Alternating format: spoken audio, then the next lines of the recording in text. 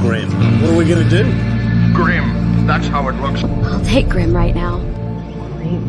I am the Grim Reaper.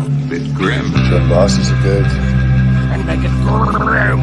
A grim tale indeed. It's a little grim. Meaningless and grim. It's the Grim. It's Grim. Pretty grim, huh? Things look grim.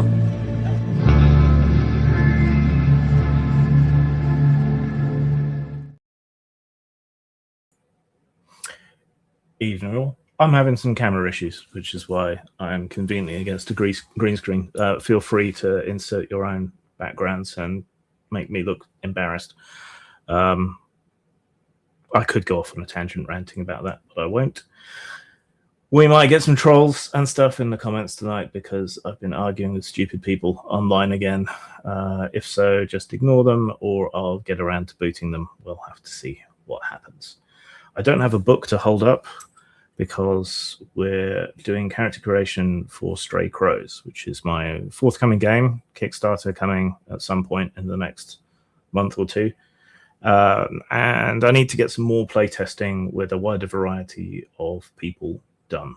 And the game itself is somewhat designed for anthology plays. So if you find yourself with a free evening on a Sunday, get in touch, let me know, and we'll see if we can fit you in. All we're going to be doing tonight really is talking about the game and the background and some of the aspects of it and coming up with a couple of characters for everybody, even if they've already gone ahead and created one anyway. So it'll be a lot of hand-holding and dice rolling and explaining things, and we'll see how it works out. Let's bring in the prospective players. There we go. Have we lost someone? Yeah, I think we have. Looks like it. Yeah. Well, they've still got the link, so hopefully they'll be back. All right. What Stray Crows is. Stray Crows is my forthcoming Japanese mytho-historical RPG. To be extra confusing, it comes in sort of 3 forms in 3 books. The core book is primarily if you want to run historical campaigns. So during the Sengoku and into the Edo period, a lot more fighting during Sengoku, a lot more politicking and backstabbing during the Edo period. So that's designed where you can include small amounts of magic and similar goings on if you want to, but that is by no means the default. So you can still have subtle mystical abilities and so on, and things that may or may not be spirits. Shinto creates a very strong connection to nature and history and ancestry and so on in Japan anyway, but it's meant that you can leave it kind of vague where it's there if you want to, but you don't have to. So similar to Ghost of Tsushima or Ghost of Yotai, very historically grounded, but with hints of other stuff going on. So that's one level. And if you want to introduce a bit more magic, then you can have yokai and undead and spirits and so on being a bit more active in the world. That's kind of the second level where proper magic happens. And so if you want to have more of a traditional D&D style campaign, it's not quite at that level, but you could play it at that sort of degree if you want. And then the solo game is based around a much more magical / survival horror sort of setting, which uses the same inciting incident as my game Whitechester. Is set in roughly the same period, just on the other side of the world. A comet has passed, a plague has ravaged the countryside, a rebellion has killed a whole bunch of people, and then the dead begin to rise. But of course, it's a bit different because it's Japan, and this is untended bodies, improperly treated burials, and so on. In Japanese mythology, tend to rise anyway, but then you have this going on, so there's a lot of hungry ghosts, and a lot of yokai that are able to operate more openly. We're going to play kind of at the lower end of the middle level so that we can test magical systems and subsystems and monsters and stuff as well if we want to, but primarily in the historical setting, which is primarily set in the Sengoku period, which is when all the clans were fighting each other and vying for dominance. A lot of people were left without masters. A lot of peasants were killed or driven out of their villages. And you had the Ika-Iki, the peasant societies that became associated with ninjas later on. All of that exciting stuff happens during Sengoku, which is Japan's warring states period, similar in many ways historically to China's warring states period, which is why so many stories are set then. So before we dip into character creation, does anyone want to know anything that I haven't already touched on? I don't think so. Just rock and roll. Yeah. Okay. All right. Well, if anyone watching has any questions, please take the opportunity to ask them as well, and I will get to them as and when I can. All right. I did drop a link to character sheets in the private chat. They're nothing fancy yet. It's just a pure text character sheet.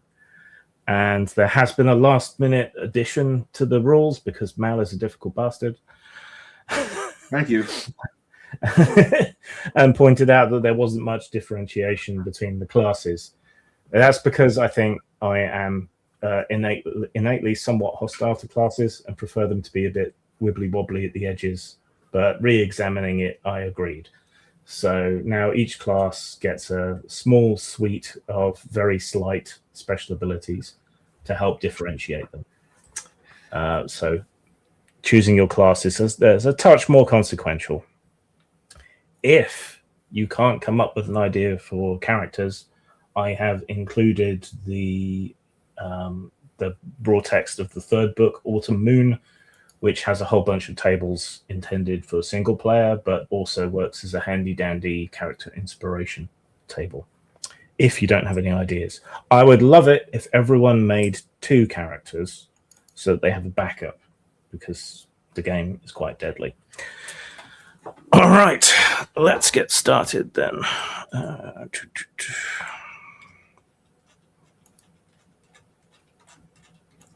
All right, get your scratch paper or your Word document or whatever it is, or my character sheet that I put out, whatever it is you prefer. And let's get started on your characters.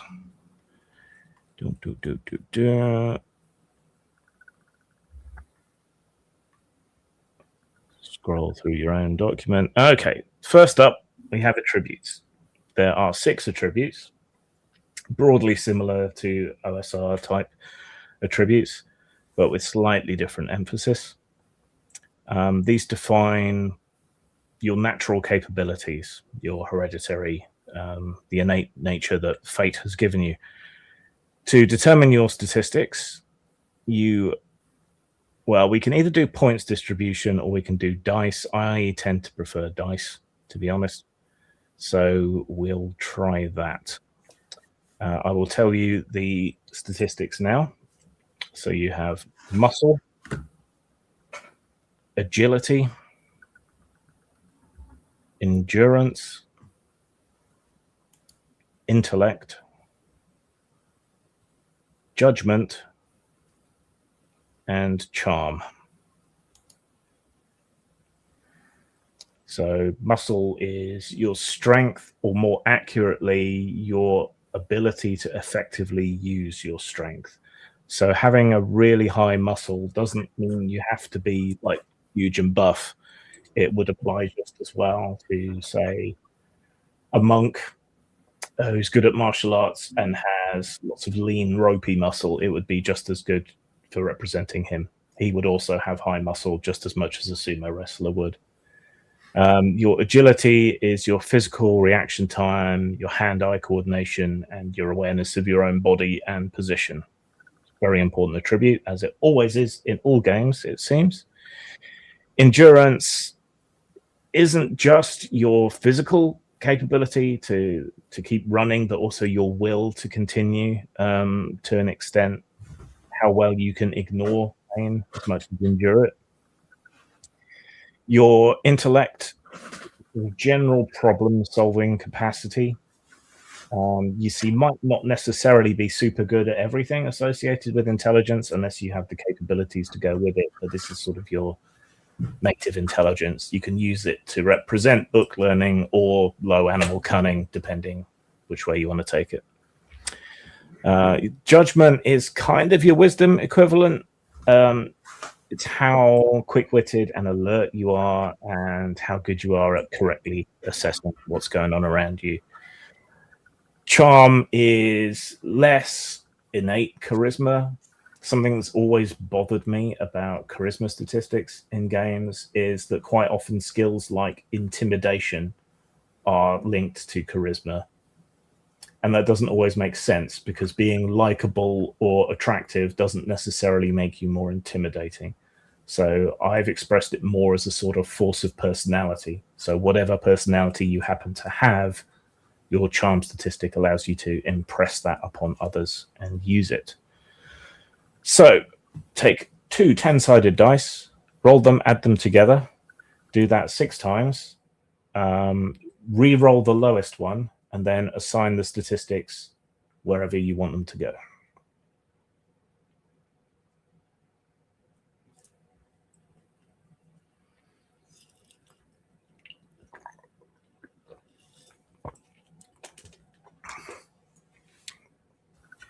Hey, Grim, while they're doing that, I already did the point value one on my first character. That I already did.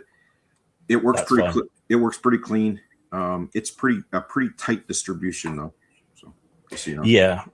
Yeah.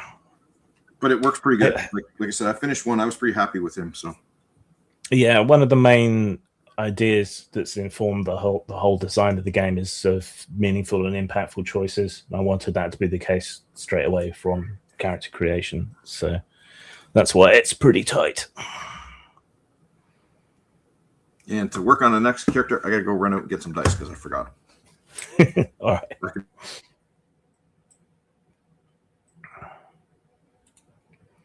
I will take the time while you're busy rolling to go and share the stream around a bit more.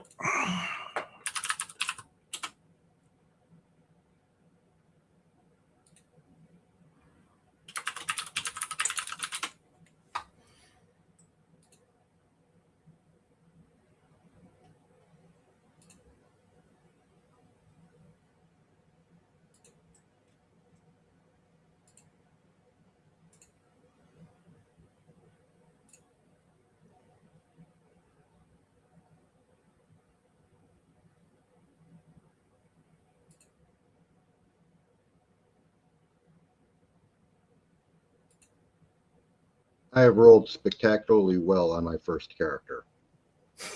I mean, I rolled really well for 2 attributes, but then like 3 of them were just average, and one of them was above average. For my intellect, I got a 20.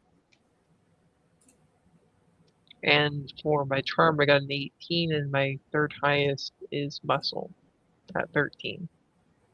Mm. oh, you're putting them in order?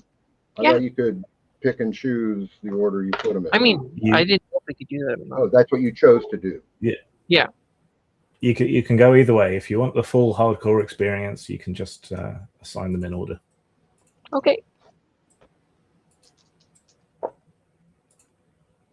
But I always like the combination of random and then having to make decisions. Oh, what's going to be my dump stat? Yeah. Yeah, well, I don't have one on the first guy. Or it changes what dump stat means.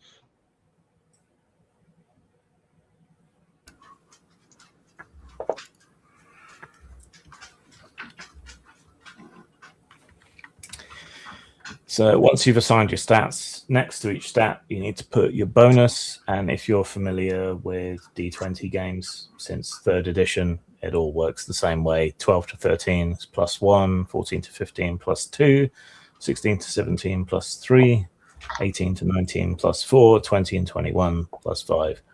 And then going downwards, 8 to 9 minus 1, 6 to 7 minus 2, 4 to 5 minus 3, 2 to 3 minus 4, and 0 to 1 minus 5. And how you rolled a 1 on 2d10, I don't know. That's between you and Your geometry, maker. I guess. Okay. Crap. All right. Wow, this changes the initial character concept. So that old school feel, man. Dude, Yeah. completely different, right? I mean, I remember it was just a completely different mindset how we used to create characters. Because I did start with 3d6 straight. And Yeah. man, oh man, that's a completely different game than point buy. And I was always a point buy. And I'm also, I think it's interesting that I didn't catch that about the skills and how every character is the same, because I also don't like character, class-based stuff. Yeah. And remember, you can re-roll your lowest score, whatever it was. Yeah.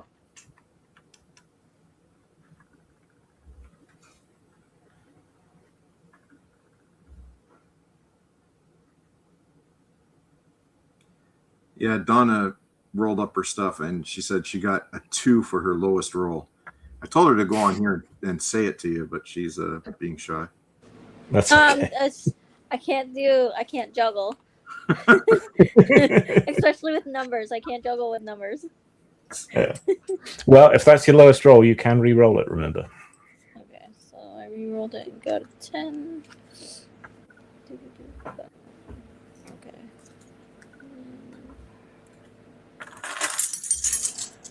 Donna's a very shy individual and she loves being our thief.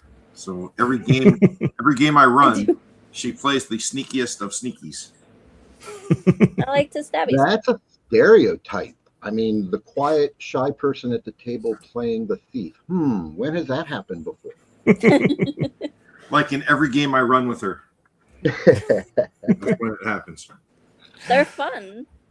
They are one of my favorites.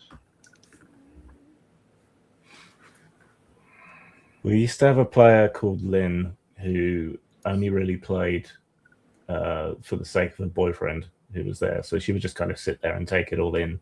But she would hand me these notes for things that her characters would do. And they would always be the sneakiest, most conniving, evil. Yeah.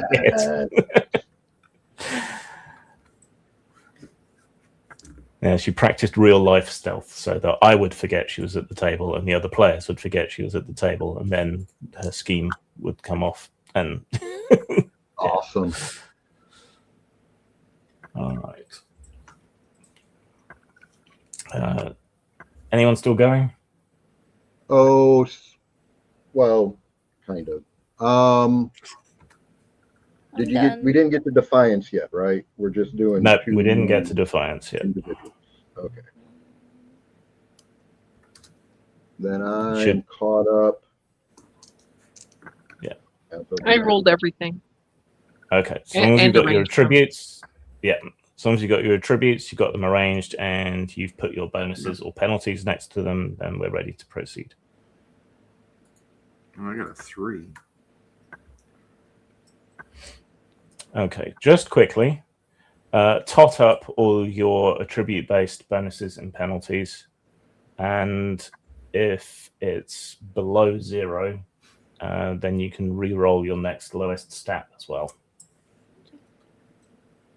So if you've got a ton of penalties, it's not really a viable character. I remember that too. Mm-hmm. Yeah. Should you re-roll the lowest if everything else is already above 10?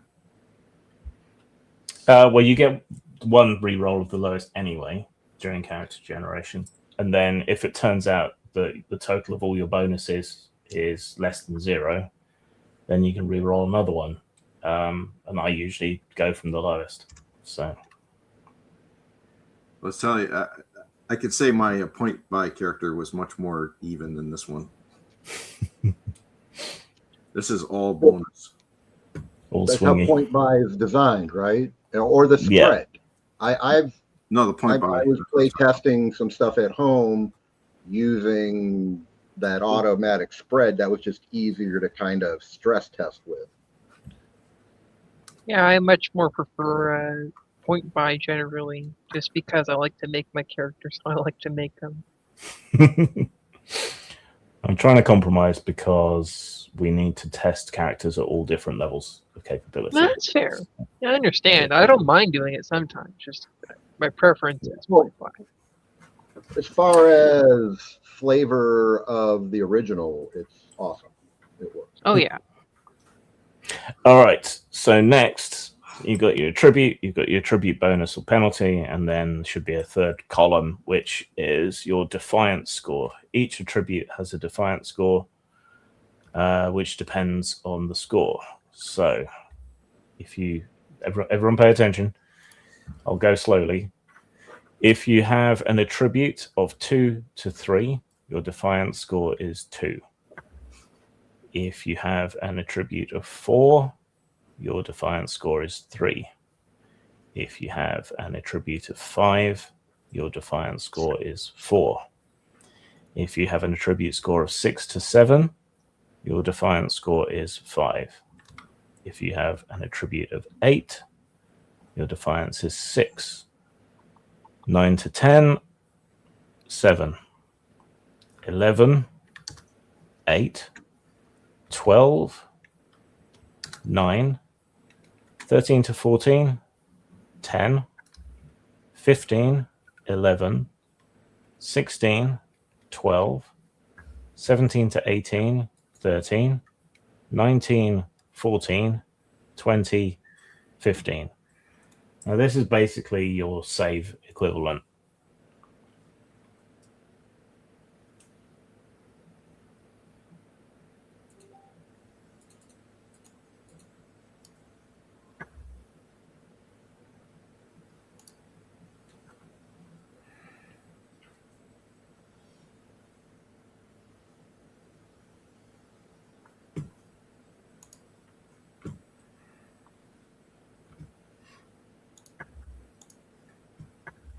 So if you calculate it using a calculator with 0.75 and you multiply that by the attribute, do you round up or round down?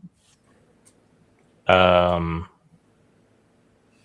not sure. You should have paid attention when I was going through the table. Oh, I know. Sorry. I was paying attention. I just got lost. Yeah, a little bit. It's approximately 3/4, but not exactly. I don't think. Okay. I think that maybe adding like a Defiance chart would be helpful for people who like. There is. Oh, there Yes. is. I didn't see it. My bad. Yeah. You just don't have it on that one-page intro. Oh, okay. My bad. No bad. It's cool. Okay. Is everyone done with Defiance scores then, or does Yes. anyone need me to give you references again? I'm done. Okay. Anyone not done? Speak now or forever hold thy peace. I am not done yet. Sorry. Okay. But I should say that I just was wrapping a session. I was the GM just a moment ago, so I didn't pay attention regarding the roles that should be done for the stats. And I'm looking at the manuscript. Just like home. I'm finding the charts for the names and the social status, but I don't find the references to the. Okay, so the kind of Autumn Moon is these sort of extra stuff. The part you want is Stray Crows Ronin, that document. Mm-hmm. Let's quickly go back and let's quickly go back and help you Moon through this. that is the one that I am reading right now and checking around to see which is the kind of dice I have to roll for the stats. So attributes is 2d10. Mm-hmm. Okay. 2d10. And you've got 2d10. Give me a moment. I'm going to fetch them. Okay. Sorry. No worries. authentic, man. It feels like the Dugan's basement in the 80s. It's not completely authentic. We haven't finished generating characters, and then he hasn't looked up from a haze of marijuana smoke to say, "Huh? What? Are we playing something?" That wasn't until we were older. But I'm trying because this came out in '79, we were playing it by '81. Right. All my friends were not of the marijuana smoking type. That was me. I was that friend. I am the only one who doesn't partake. So there's something fun and powerful about being the only sober and not stoned out of your gourd person around. Yeah, well, so it turns out that just like people with the type of neurobiology I have, stimulants don't affect them the same way. It turns out cannabis doesn't affect me the same way either. Very, very different. Like I had this argument with my psychiatrist a couple of years ago, when she was like, "No wonder you have so much anxiety. You're still smoking pot." I'm like, "Wait a minute. Let's have a real conversation here." Yeah, when I drink caffeine, sometimes I fall asleep like right after drinking it. Yep. Because all of a sudden your mind is able to calm down just enough that you're able to, because really, you know what falling asleep is? It's being bored.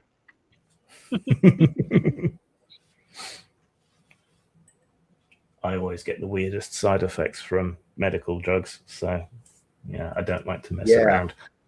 You're the outlier, man. Well, I should confess that right now I'm high as a kite with antihistaminics because I suffer of a severe asthmatic allergic, and the weather here in Spain has been quite abundant with rain. So the percentile on pollen on the air is above 50. So if I am not taking my 24 hours dose of Evastine, I might have my lungs stopping working properly.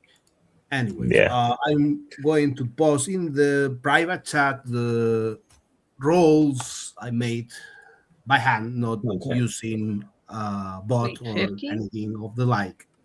Oh, the rolls, my bad. Yeah, so that's actually 11, presumably. Because it's 2d10 added together. So that would be 11, 13, 14, 6, 10, and 15, I think. Okay. All right. So yeah, it's 2d10 added together, and then assign those. Well, re-roll the lowest one, and then assign them wherever you want them. Okay. No, I thought it was like in the basic roleplay system. So I see that is not the case. Okay. Yeah. No. I could get to the stats. Not quite as good as mine, but good. I honestly think the point buy was better. Like more balanced. This guy is broken. I have one of the two dice kept rolling the 0, and the other one just rolled whatever. So that means you probably have like what, a 10 or over a 10 in each several of them? Except for the one that was 3 originally, and he said re-roll the lowest, and now it's a 9. So my lowest is a 9 and the highest is a 20. Breeds overconfidence. So once you've assigned your stats, you figure out the bonuses the same way as normal D20 games. So that should be familiar enough for you to figure out yourself. And then Defiance scores are roughly 3/4 of your attribute. And there's a note in the private chat that shows you, well, kind of shows you what each one is. I will type them again. I mean, they're easy enough to look up in that Yeah. I had Well, yeah. Okay, otherwise, you can look at page 10 of the Ronin book, and that's got the table for Defiance in it. It's when you get to the secondary stats it starts getting interesting. Yeah. I can tell you there is a couple of super stats in here, though. I know, there always are in any system.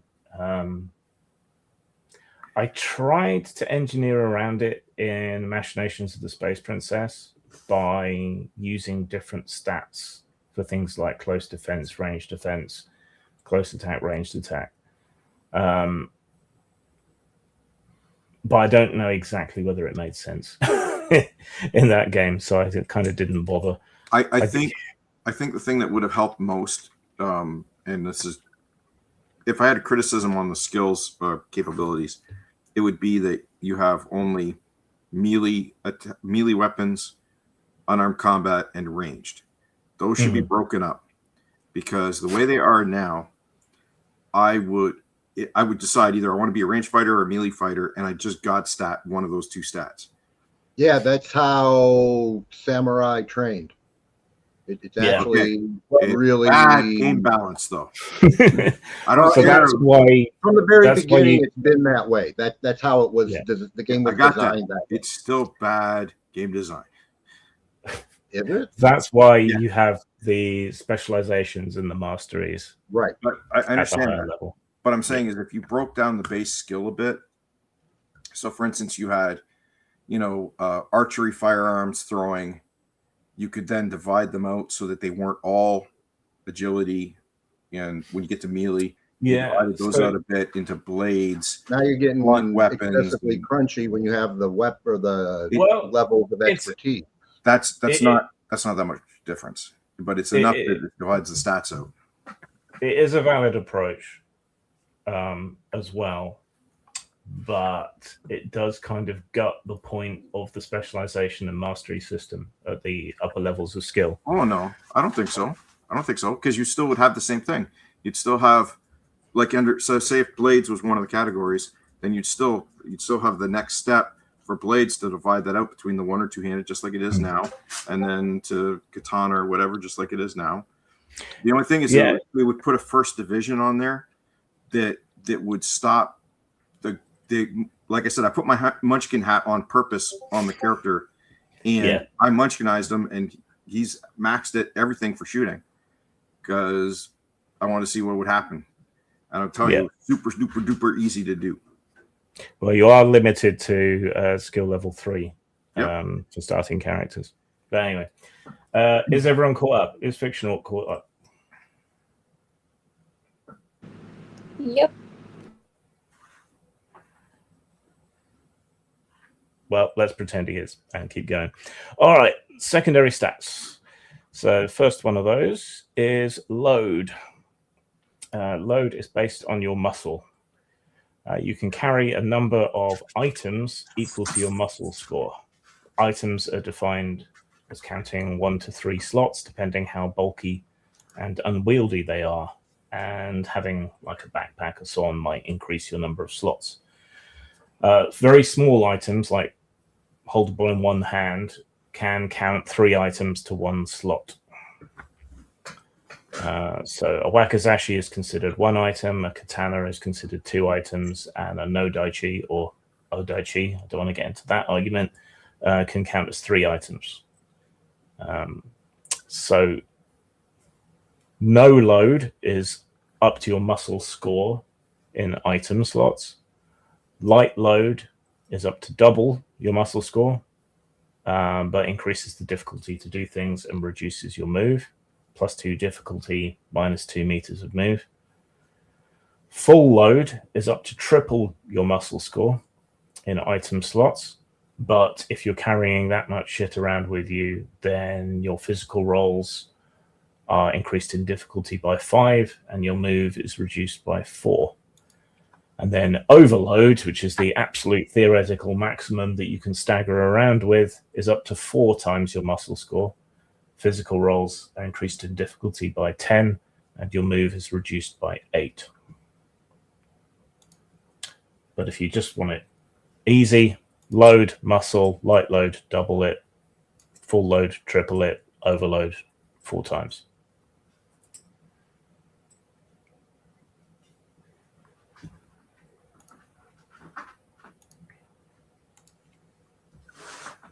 And if you want a rough weight equivalent, it's about 2 kilograms per muscle point.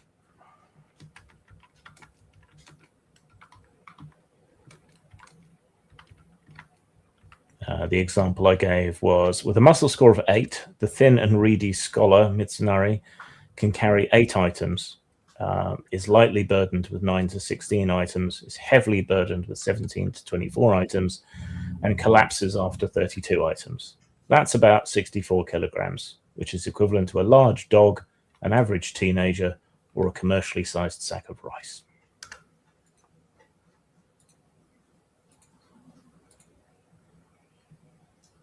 All right.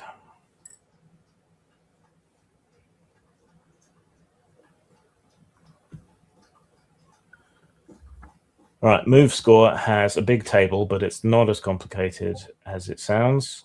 You have several speeds: walking, jogging, running, sprinting, and leaping.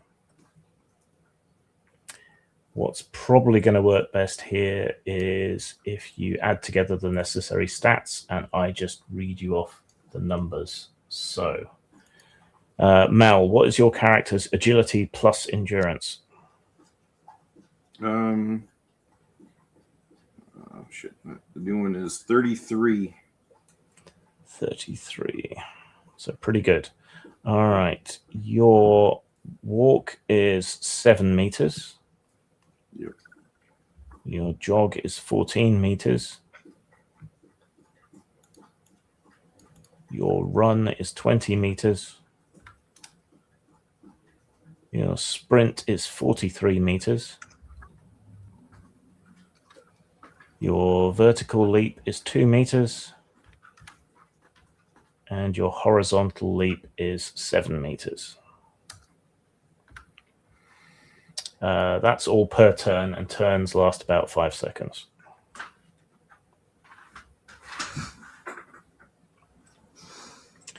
If you walk, then there's no special effect or penalties. If you jog, you can't use stealth. If you run, actions are increased in difficulty, but ranged attacks against you are penalized. If you sprint, you can take no other actions that turn, no matter how many actions you have. And ranged attacks against you are penalized by a higher amount. Yeah,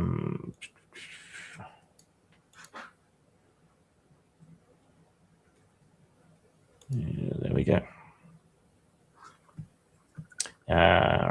Actually, leaping is meant to be calculated differently. So, Mal, what was your agility plus muscle? Agility and muscle? Yeah. 37. Okay, then your vertical leap is 2 meters and your horizontal leap is 8 meters instead.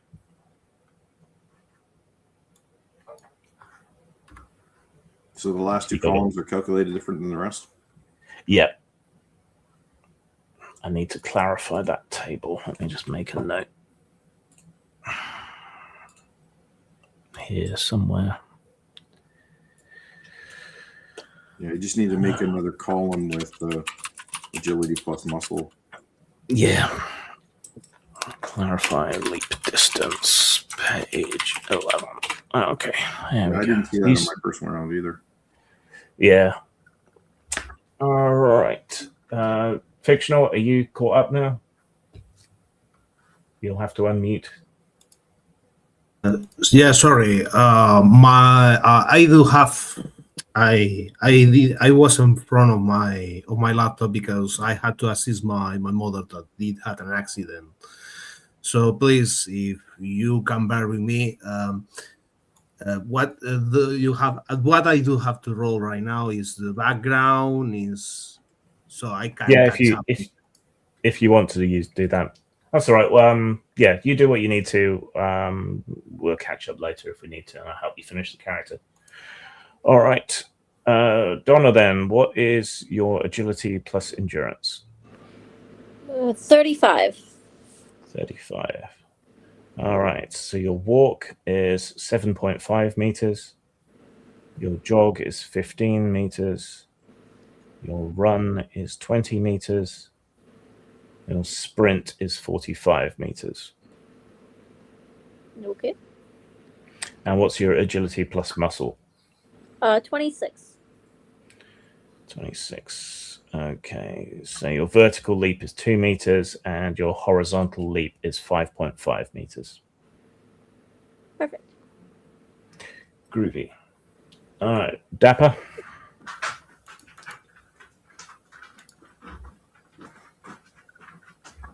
You'll have to unmute. Oh, you said Dapper.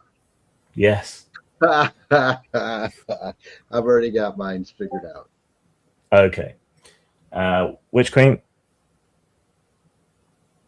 Well, I already calculated mine because I went through the. Okay. If you want me So to you've tell got- you just as an example, I'll do that too. Yeah. Okay. So my muscle and my endurance are 13, and my muscle and agility for jumping is 38. Okay. So agility plus muscle for leaping was 38. So that would be 2 meters vertical, 8.5 horizontal. And what was your agility plus endurance? 33. 33. Okay, so that's the same as what someone else had.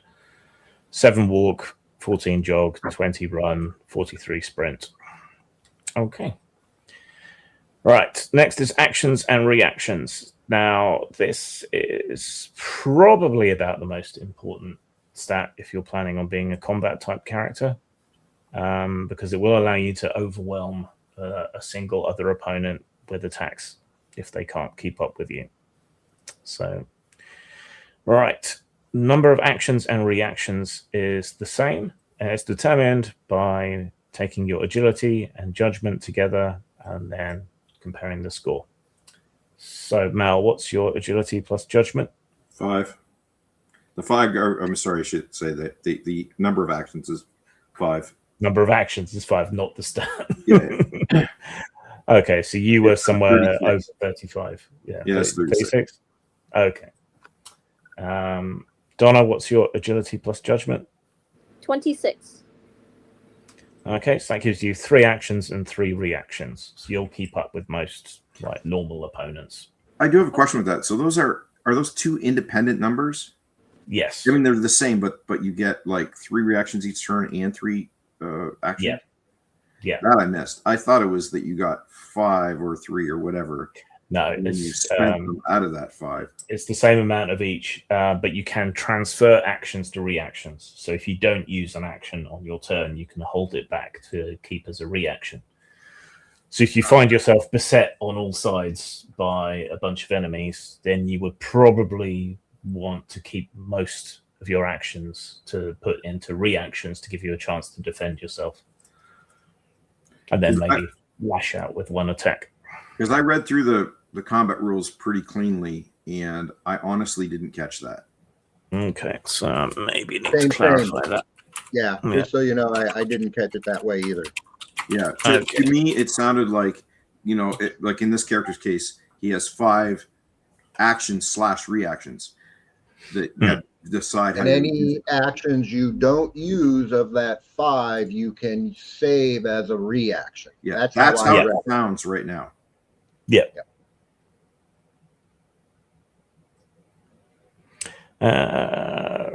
Right. So, sorry, Dapper, what was your agility plus judgment?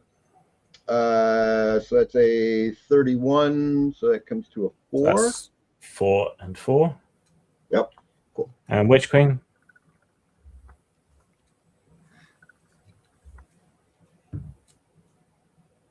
Which You have to unmute. My actions reactions is 31. So that's 4 actions, 4 reactions. So a bunch of quite fast people. Okay. Next is your initiative score. To determine your initiative score, you take your agility and your intellect, add them together, divide by 2, and round up.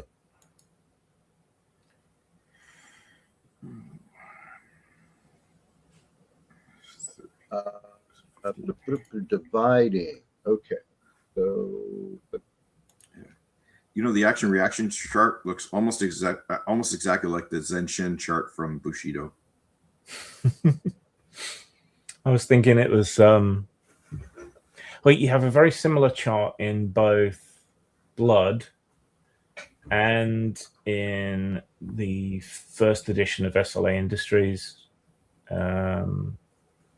Seems to be a sort of common sort of scale that turns up in a lot of games.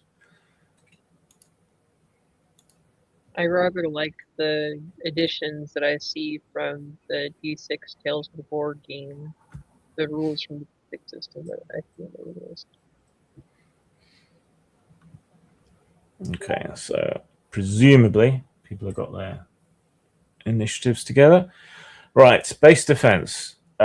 This is low compared to a lot of other games because you're kind of not particularly considered to be defending yourself unless you're spending an action or reaction to do so. So don't immediately panic, but this is something that may change through playtesting. Mixed results in previous playtesting. But your base defense is only 5, which is then modified by your agility and judgment modifiers.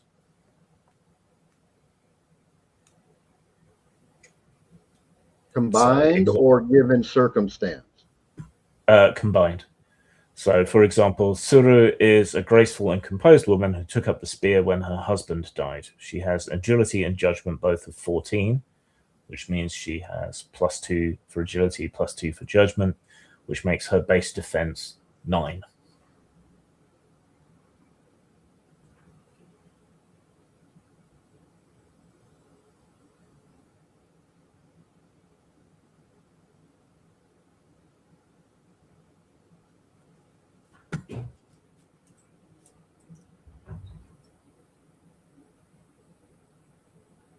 I like that. That's a parallel to the wisdom modifier in Machinations.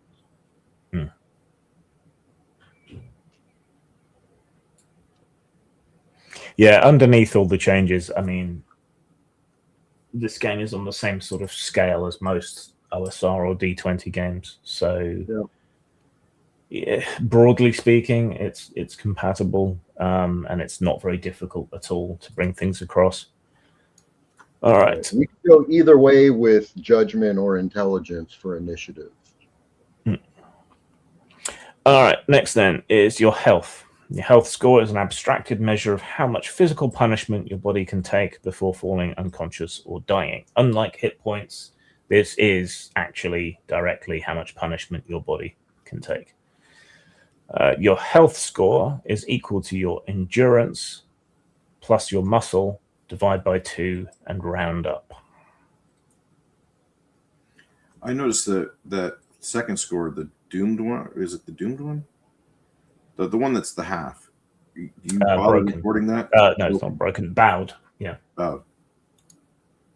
Because I bet you that'd be useful to have that recorded. And is the fraction up or down? Because for instance, this character has 50. I think everything's rounded up. Bowed is rounded down. Yeah. It is square. I'm looking at it right now, unless you made a change. Half your health rounded down is your bowed score. Oh, there it is. Round, yeah. And everything else you have in rules I've seen is rounded up. That's generally speaking, things are rounded up because in most cases that benefits the player slightly. Yeah. In some way. But for bowed, it's better to have your bowed being a lower score. No, I understood. I just, for consistency in rulings, I like that you either do one or the other every time. I agree. It gets confusing when it's either or. Yeah, so once you've worked out your health, half your health is bowed. When bowed, your rolls are at -5 and your movement is reduced by half.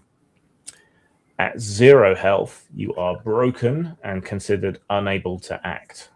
Lastly, you have a doom score, which is a negative number equal to half your endurance rounded up.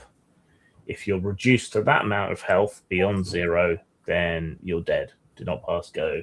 Do not collect karma. Do not be reincarnated as a mongoose.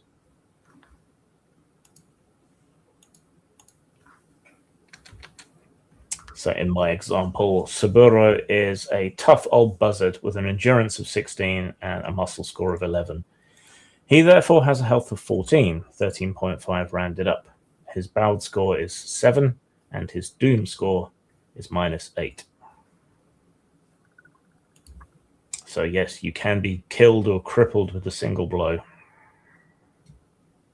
But that's also true of the bad guys.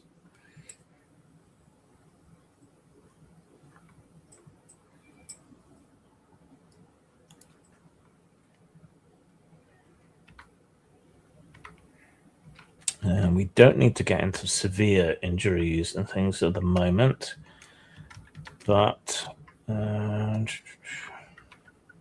I had healing highlighted in my. Let me look at this. Why did I do that? Yeah, the amount I recorded for healing the amount of 1/5 the health score plus your judgment bonus. Yeah, I'm sure I had that on the. Yeah, character. you should put that down. So take your health score, divide by 5, round up, and add your judgment bonus.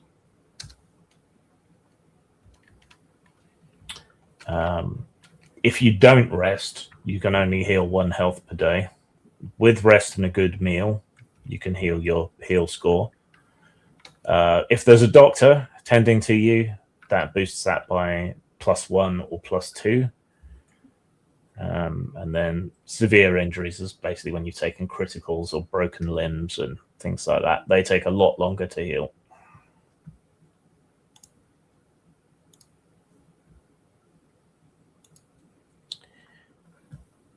All right.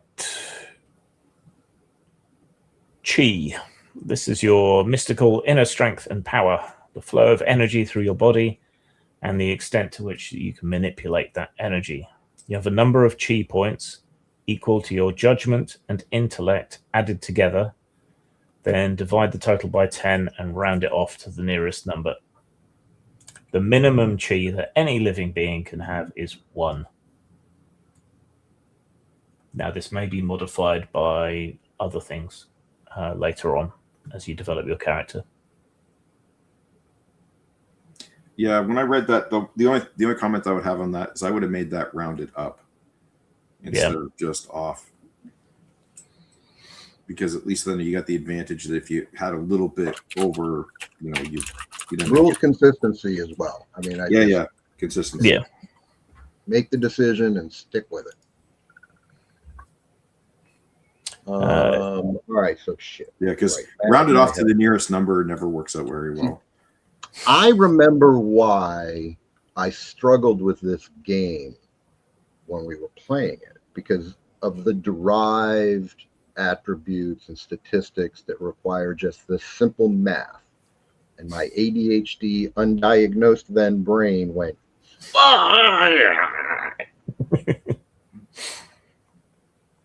dividing. I don't know what it is about dividing. Something about dividing just makes my brain go,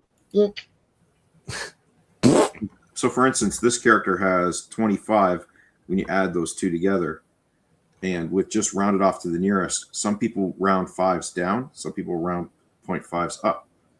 Right? So, yeah. That's why. Okay. Well, do you know which one you're going to settle on? I don't know which way I'm going to revise that yet, but I have made a note. Okay. So, on top of that, I normally round 0.5 up. So, go with that for now. In addition to that, each ability bonus score you have in total, when we added them all up to see if it was over +0, that gets added to your chi as well. So add together all your ability bonuses and apply that to your chi. It still can't go below 1 though, if you had penalties, which you don't. So.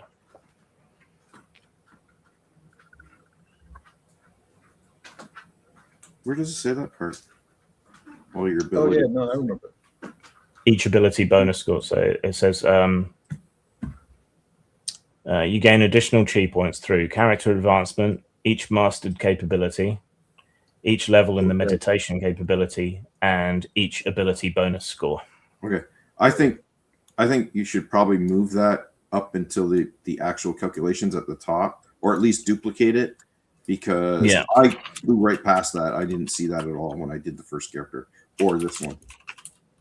And for some reason, I thought the bonus for Chi was the intellect, judgment, and charm. That is your Zanshin bonus. There it is. Gotcha. Yeah. But that's uses of chi rather than chi itself. So you can spend chi to heal yourself slightly. You can spend chi to negate damage. You can spend chi to re-roll defiance rolls. You have to spend chi when you cast spells. But there's also Zanshin. So you spend chi like 1 a turn to enter a flow state called Zanshin. So by spending a chi point, you can add the combined attribute bonus of your intellect, judgment, and charm to every roll you make that turn. And then you can continue to spend chi to stay in that flow state. Wow, what a difference between two characters. The one character has 4 chi, the other one has 19. It's, theoretically the same dude, but re-rolled stats as opposed to the point-buy stats. All right. Once everyone's finished calculating chi,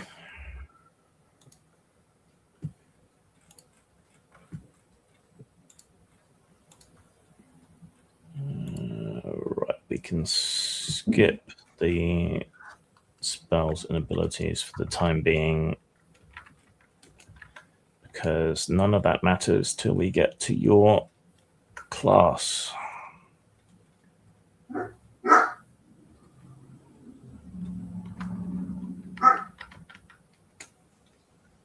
So, I thought we knew which capabilities we started with because of our class. Yes.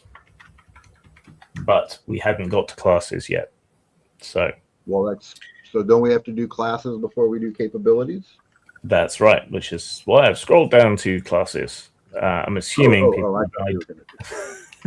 I'm assuming people have an idea of what kind of class they want to play, but for the sake of people watching,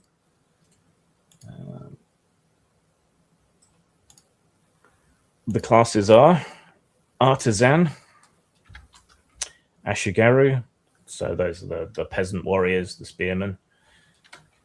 Budaka, which is a martial artist, but that could be any of a variety of martial artists, potentially.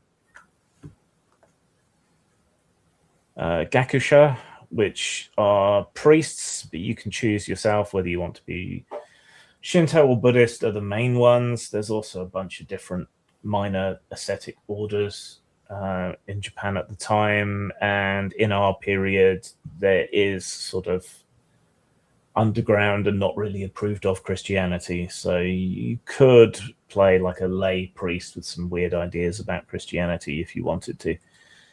So that's Gakusha. There's Jizamurai. They're like poor knights. I'm trying to think of the equivalent. There was an equivalent class in 17th century Spain, actually, Hidalgos, I think, like second and third sons with very little land or money, but they had titles. A Jizamurai is very similar to that, so they're more bumpkin samurai, like from the backwoods sort of guys. So they own small parcels of land. They're technically samurai, but they don't necessarily get the same kudos and standing. But they are much closer to the people. So not like the hedge knights in Westworld, then. No. Okay. Let me just read it out, actually. So Jizamurai are poor samurai, often the dynasty's later sons, unlikely to inherit, or those who have been ennobled through acts of bravery in war, rather than inheriting their titles. These poor knights often lived closer to the people and could even be local folk heroes. Some Ikki, the groups that threw off traditional samurai rule, ended up being led by Jisamurai or forming alliances with them and their retinues. Ronin, who've legitimized themselves in some way, would also probably fit into the Jisamurai class. It's just unfortunate they're called Jisamurai. Yep. Then there's merchants. Now, in feudal Japan's class structure, merchants are at almost the absolute bottom of the class system. They're only above, like I think it's Hishin, is it, or Hisin, the very lowest class. They're lower. Criminals are lower than merchants, but there's not much to call between it. But that said, they tend to have a lot of money, which they trade for power, but they're considered the lowest of the low. A peasant who breaks his back in the rice fields is considered to be of higher station than a merchant. But they can still be fun to play. Monks, there's many different monastic traditions in Japan. Most of them are Buddhist, but there are similar traditions in Shinto as well, like shrine maidens, monks who care for the scattered way shrines and things. Warrior monks have their own separate character class, so this is meant for more wandering wise man sort of characters. Peasants salt the earth, the bottom rung of Japanese feudal society, but one of the most important. They're not in this period. They're not the kind of banging and scraping kind of stereotype. Many peasants learn to fight either as ashigaru or defending their villages against bandits and ronin. Many of them joined the Ikki societies, which is kind of equivalent to the way in which peasants grabbed power after the Black Death in Europe in a lot of ways. And those Ikki societies went on to become ninjas, sort of. So peasants, it's not as shit a character class as you might think it is. Samurai, everyone knows what samurai are. Don't need to go into details on that. Shinobi, it's what ninjas really were: spies, saboteurs, sneaks, and assassins. It's Donna's natural state. Yes. Oh yeah. Sorry, I just had to throw that in there. Onmyuji are folklorists and magicians. Now, in reality, the Onmyuji were a particular single sort of type of magician, a court magician, typically, who advised daimyo and shoguns and emperors. I've used it as more of a catch-all for kind of wizards, I guess. So if you want to play a magician type, that's the best place to go. Also, Sohai. Just like the Onmyoji that you were referring to is more Edo period. That the way you have it described is very much what that tradition was in this period before it became the formalized aspect that it is. Yeah. Think of them like John Dee under Queen Elizabeth is kind of where they were at. Oh, what was the guy who Miracle Max? Yes. Sohai are warrior monks, particularly Buddhist warrior monks. They don't have to be hand-to-hand martial artists. They more typically fought using pole arms. Different sects had different rival groups of Sohai with different political alignments and support for different people. So different bands of Sohai could find themselves fighting each other on the battlefield. Gradually, the samurai class came to kind of resent the existence of the Sohai, and there were a lot of sieges and battles and things around that. Some Sohai sided with religious fundamentalist families in the Ikki alliances, which again is interesting and has parallels in Europe in a sort of similar time period when you had the levelers and the ranters and the diggers and all of that. That was like Protestant religion and extremism and fundamentalism, but tied to the land in a very similar way to the way in which some Buddhist sects ended up allied with peasants and peasant uprisings and things. So they're quite interesting. Yakuza. Technically, the Yakuza did not exist in either of the periods that we're talking about, but it was just easier to call them that because people know what it means. So what you actually would be is the precursors to the Yakuza. So this was loose, like guilds of gamblers, peddlers, thugs, and petty criminals who came together while everything was going into chaos. So it's not as organized or quite as mafioso as the Yakuza is considered in modern times, but it's a good catch-all. All right, those are all the classes. Mal, what did you choose? Sohi. Okay. Where's it gone? There it is. Okay, so your starting standing is +4. Yep. Your starting capabilities are Athletics 1, Medicine 1. Yep, I already got it done. Yep. Meditation 1, Melee Weapons 2, Mysticism 1, Ranged Weapons 2, Unarmed Combat 2. You then get 10 extra points to spend on any capabilities that you want, and during character creation, you are permitted to take mystic capabilities and stunts, but not magic. Yeah. The one thing I would mention, like so that we all know, is that you made your character correct if your total number of points after you spent all your freebies come to 20, because you made every single character like that. Yes. And I found that was like as I played with things, I found that was the easiest way to double check I was right. Is I was always just check if everything came to 20. Now, as a playtest element, I've added heroic abilities to each of the classes. These are only meant to be used by player characters and significant NPCs. So this was following up on your suggestion, Mal, that the classes needed more differentiation. Mm-hmm. So Sohai get Temple Discipline. Where am I supposed to add that? Is it a capability or is it? I'd put it under stunts. Okay. So first one is Temple Discipline.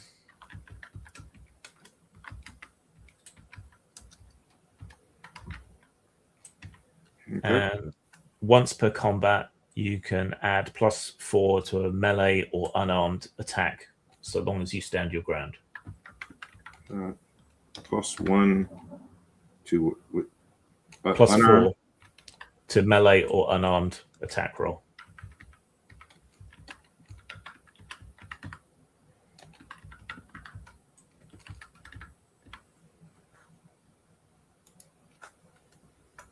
Okay. Okay. And you get Zealous Endurance.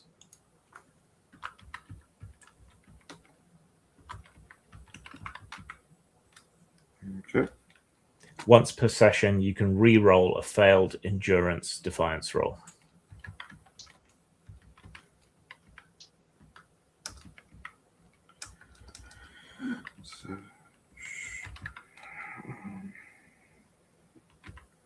Re-roll an endurance? Yeah. Failed endurance or defiance roll. Defiance roll.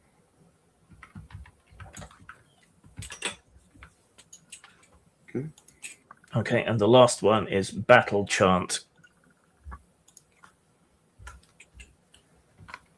You got a thing against alphabetical order, don't you? Yes. Once per scene, you can give an ally a bonus of +4 to a roll by basically praying and shouting exhortations and things at them. +1 to what? +4 to any immediate roll. Once per scene. Okay. That's right. Once per scene, +4 to any roll. Any roll of an ally, right? You could, yeah, that you can conceivably encourage them in. This is all like just brushed off this afternoon. Yep. So I don't know how these things will turn out. Yep. Fictional's probably still catching up. Donna, you were Shinobi, yes? Yep. Yes, I was. All right. So Shinobi's starting standing is +4. Okay. And your starting capabilities are Alchemy 1, Okay. Athletics 1, Okay. Binding 1, Okay. Interrogation 1, All right. Melee Weapons 1, Okay. Ranged Weapons 1, Okay. Stealth 1, Okay. Survival 1, Okay. Thievery 1, Okay. and Unarmed Combat 1.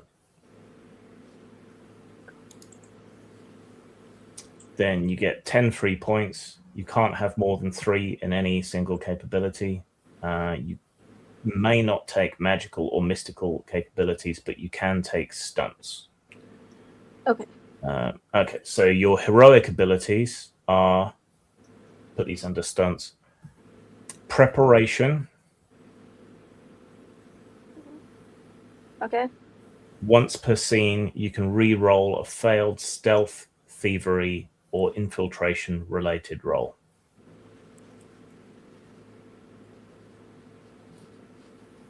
Okay. Second ability is concealed tool. Mm-hmm. Once per scene, you can get +4 to a relevant roll by producing a hidden prepared item.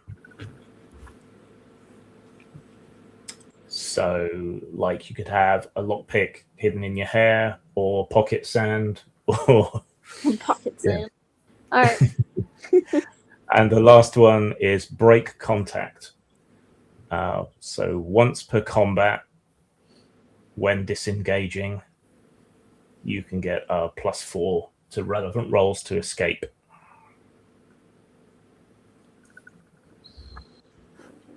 Perfect. I forgot to give equipment to Mal, but for you, quickly. Yeah, I already got it.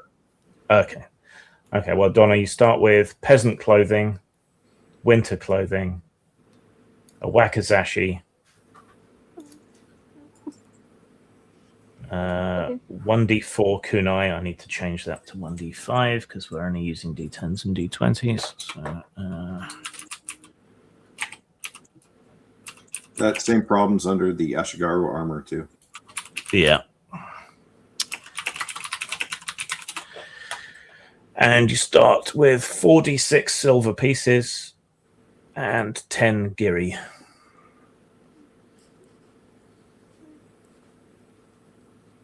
Okay. Okay. I do have a question. This is sort of across all classes. When you get a choice of a weapon, if you take a bow or crossbow or whatever, it doesn't tell you that, you know, and if you take a ranged weapon, you get X many pieces of ammunition. Yeah. So arrows, shots. Because that specifically came up for this character. So because he took the great bow, I don't know how many arrows I get with it. And because he's so high, he doesn't have any money to buy them. Yeah. Okay, I will fix these things. Right. Dapper, what class? I'm Myoji. Okay.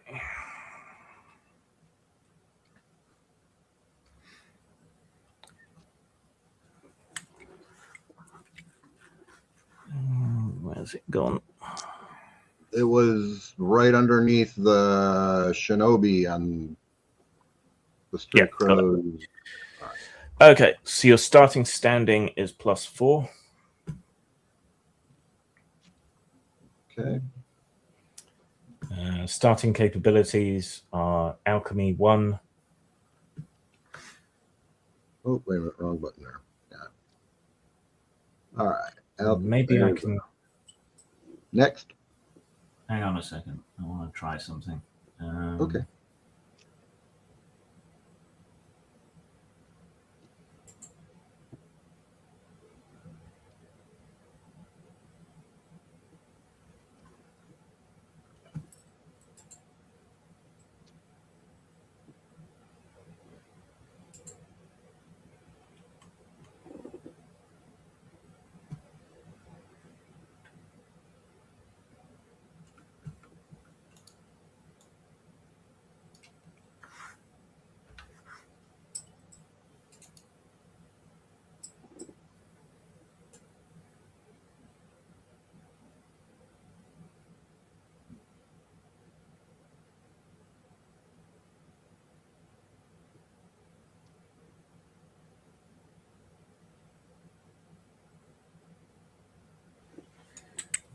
No, this isn't useful.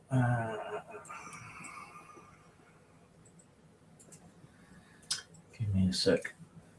No It'll just make worries. it easier if it does work.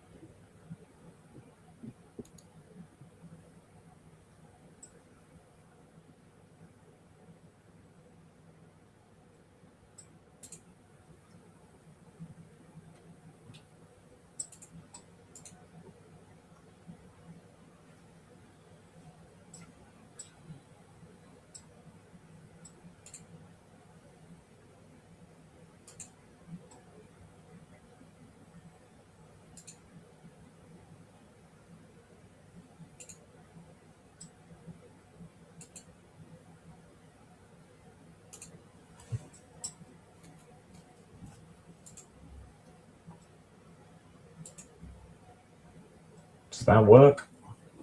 I can't really tell. I see your document. Okay.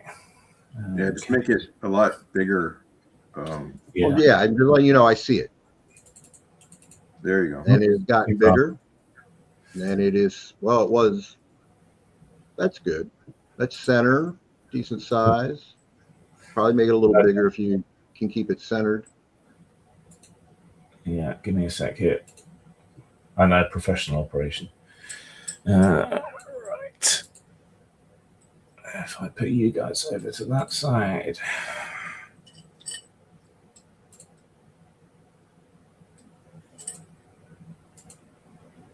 I think that's about as big as I can safely do. Cool.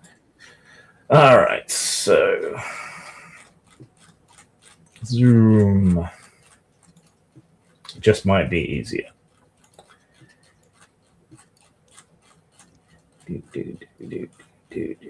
Classes, here we go.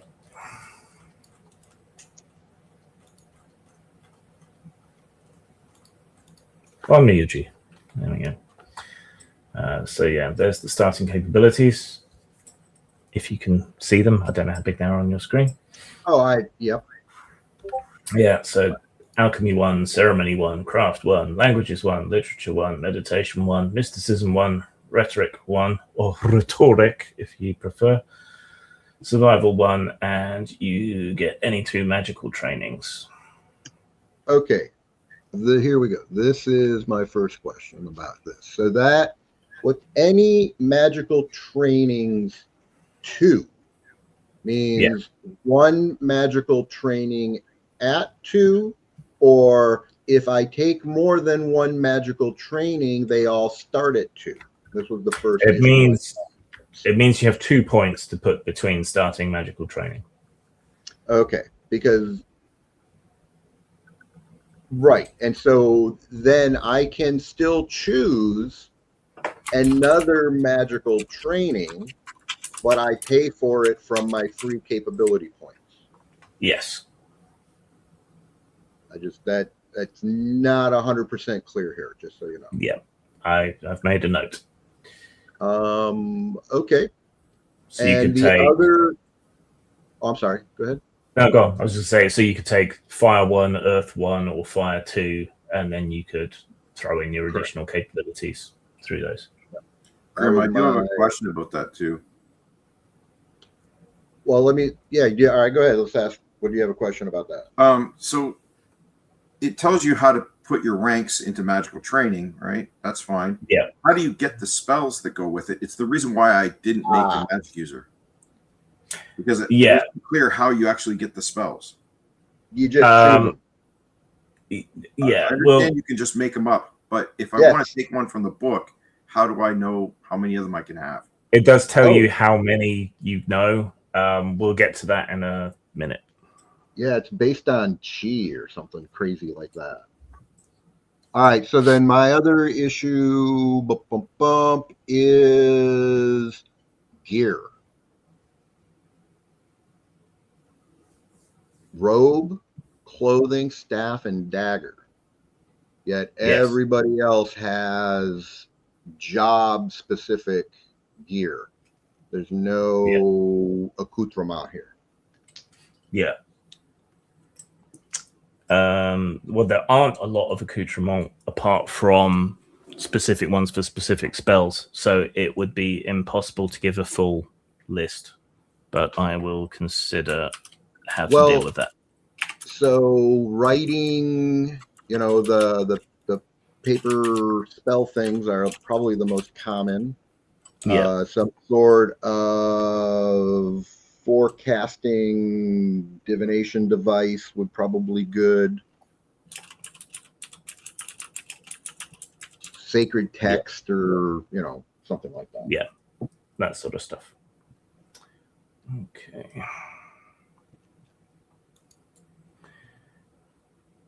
All right, I'm good. Yeah, so Witch Queen.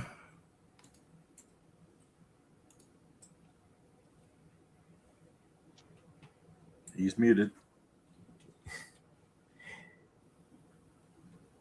You wanted to play a peasant, right? She's still on mute. Yeah.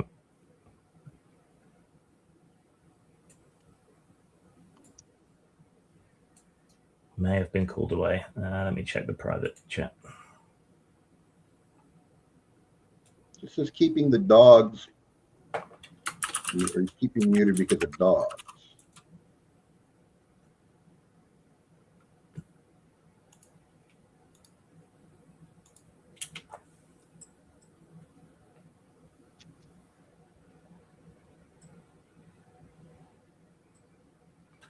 Okay. Well, I'll assume she's listening, which is probably an unsafe assumption. But so peasants start with standing +3.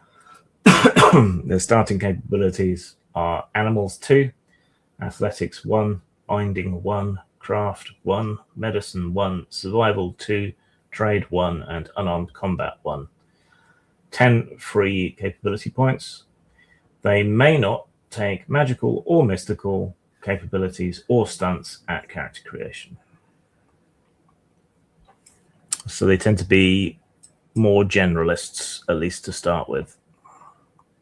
They start with peasant clothing, winter clothing, a wooden staff to be getting on with, a small amount of coin, and 10 giri. Fictional is working things out in the background. Yeah, judging from the chat. Okay. So yeah, go ahead and spend your additional skill points. While you're figuring that out, we need to go back to considering magic, I think, because the different special abilities have their own rules.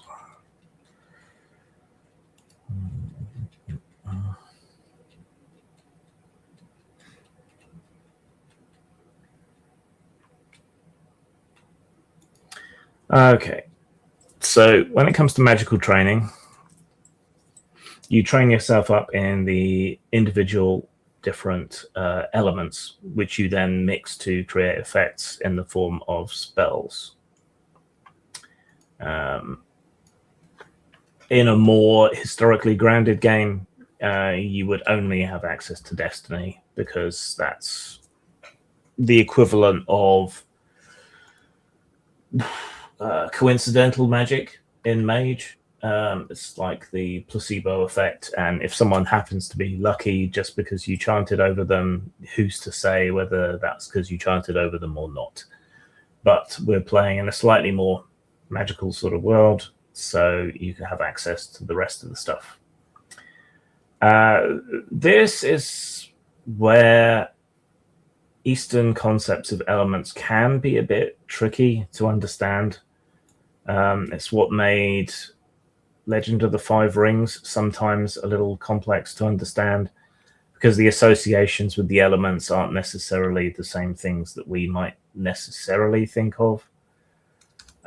So earth is not just related to stone and dirt and so on, but also on a more abstract level, resistance, stability, people's flesh and bone, those sorts of things. Each one's associated with a stat, and otherwise operates like a skill. You'll be rolling whichever your worst skill is to invoke the elements of the spell. So complex spells will involve multiple elements, and so you'll be rolling your lowest capability when it comes to it.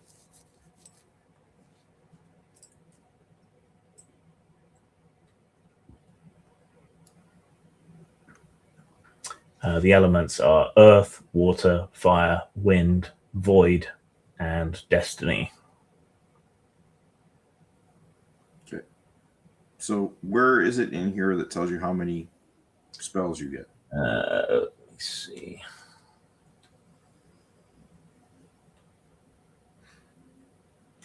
If you're playing a magic using character, you know a number of spells equal to your intellect, judgment, and charm bonuses combined. Minimum of one spell. Okay. So that that's where I saw the combination of the three of them. So yeah, Grim, that should not be under creating spells. It needs to be up where we can see it when you're picking the characters, because you breeze right over that because of where it is. Okay. Repeat elsewhere.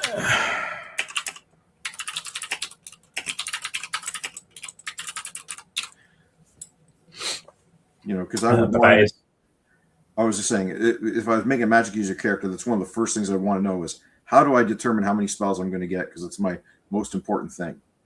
Yeah. And obviously, even if you've got penalties to those stats, but you want to be a magic user anyway, because, I don't know, you're a masochist or something, you still always start with at least one spell. There's rules for generating spells in the Ronin core book. Yeah. And there's a few example spells. There are more example spells in the third book. Or is it the second book? No, second book, magic items. There's additional ones in the third book. So, yeah, the second book has a whole bunch of example spells. Now, you can learn any spell. There's no particular restrictions on it whatsoever, except that you'll need all the elements necessary to cast the spell, but you could know a spell that you can't cast if you wanted to. But different spells are going to be higher difficulties. So if you want to start at level 1 with, I don't know, God Striking, Buddha Palm Blast or something, that's all very well, but you're probably not going to be able to cast it reliably. So it's probably in your own interests to choose a combination of lower difficulty spells and so on. I'm sure Ed can figure out what spells he wants or make up his own ones. 100%. Off his own back. Yep. Right. So, but that's magic. There are also mystic capabilities. Mystic capabilities are more associated with monks and priests and so on.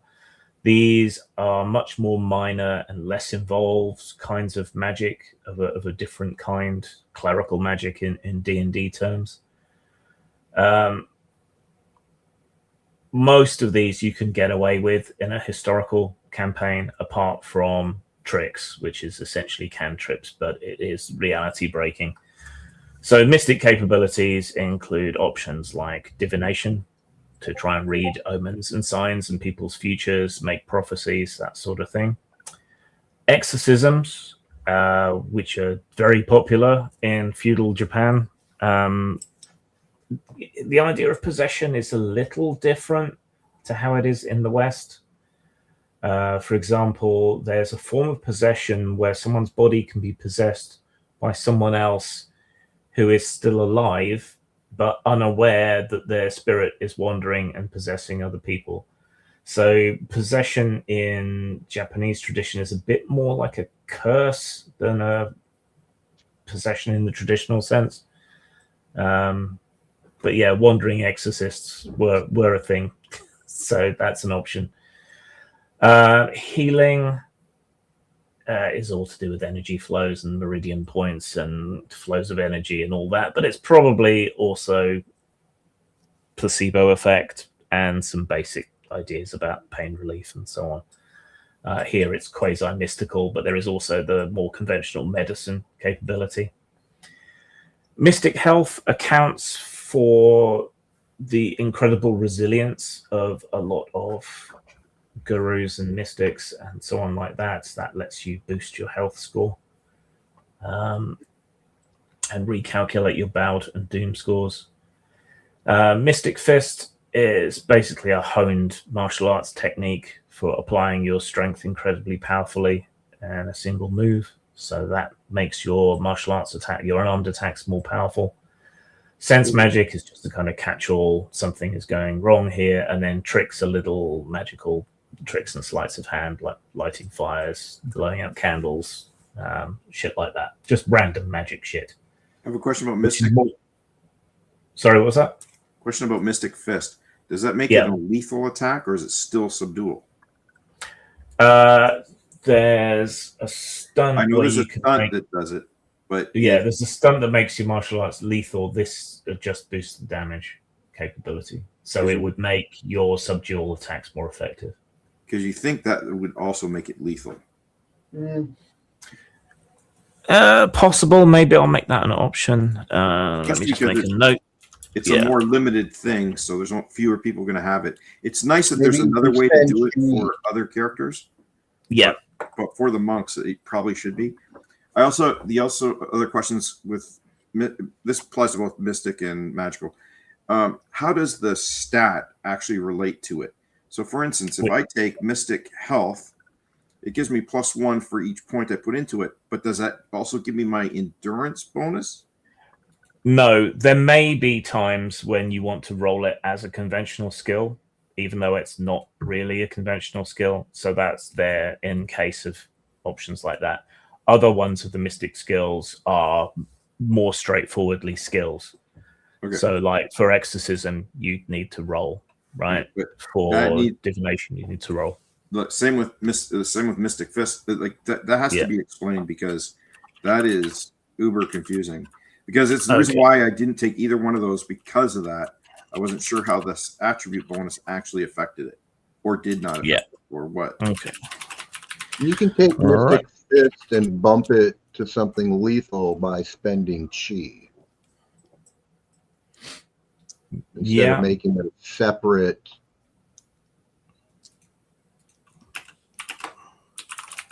Yeah, that's a good idea.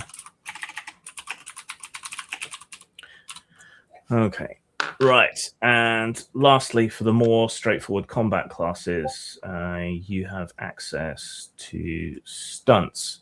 Now, stunts are special moves, combat techniques taught by your sword school, special trainings, and so on that you've done. So these are the fighting man's equivalent of magical or mystical capabilities.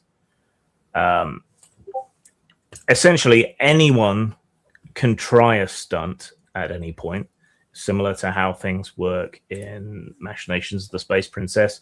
You can try it, but you're going to get a penalty of -5.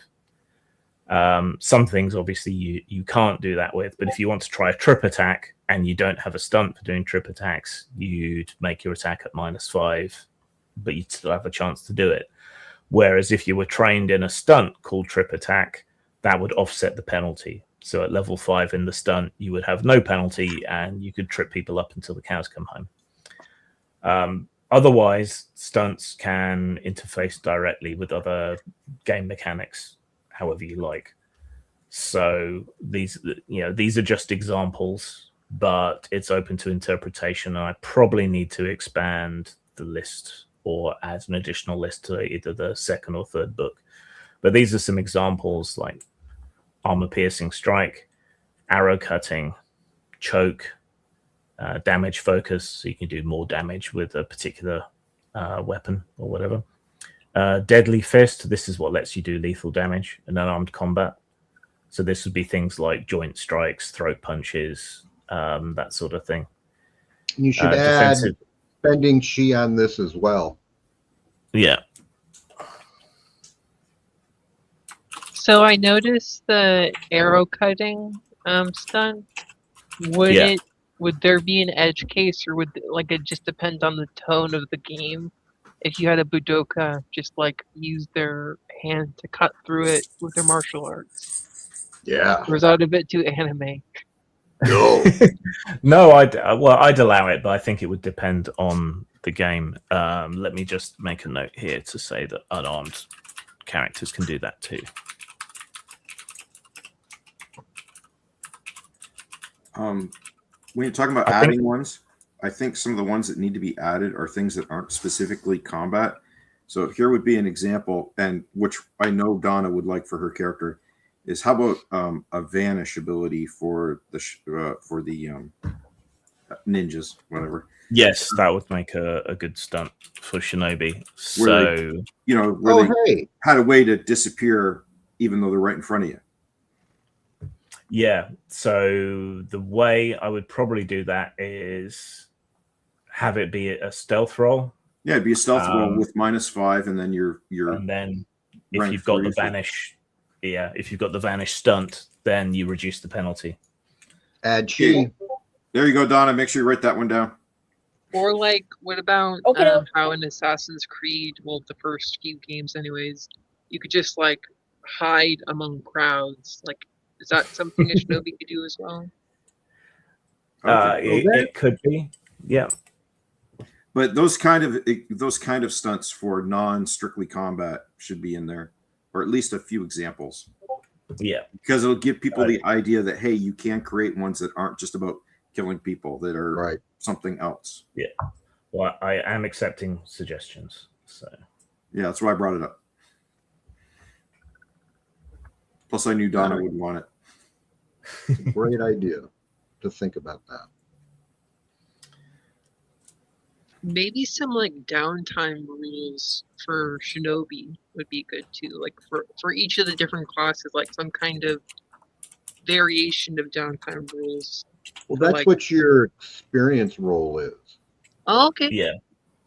Yeah, for training and so on. But yeah, I can certainly add to that. Under the same ideas, is for mystic capabilities, are you going to be able to create your own as well? Is that within the ballpark? Because those I could see being created too, but it doesn't specify the way the stunts does. Yeah, it's harder to balance, whereas stunts are relatively easy to balance because you can just say it's a 1-for-1 bonus or a 1-for-1 negation of a penalty, whereas the mystic capabilities need to be more thematic. Maybe I can add a paragraph on that kind of idea, though. Because it's also the idea behind my character. I want to stress test some of these ideas to see, because this, I hadn't even, I mean, honestly, I hadn't even gotten into thinking about, because these talents are like feats, right? From third edition. Yeah, I hadn't even got to that point thinking about that because I was so focused on thinking about it, because spells are customizable, stunts are customizable, but the mystic capabilities stand out from the fact that they're not. So I'll mess around with that a bit. Yeah, just to be able to. Just real quick though, you gave those other classes special stuff. How come I didn't get special stuff? Oh yes, I forgot about that. Yeah. That's what I thought. Yeah.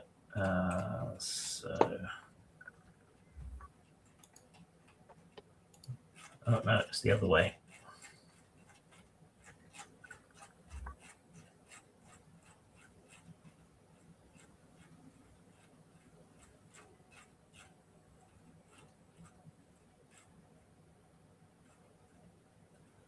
And Witch Queen was quiet, so didn't have the opportunity to hear the peasant ones. I'm not playing a peasant. I'm playing the Budoka.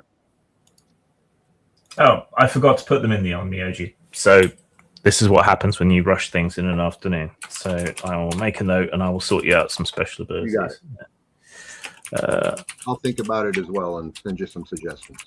Yeah. However, I did have some for peasants. But you said you're not playing a peasant? What are you playing instead? I'm playing a Budoka. Budoka. Okay.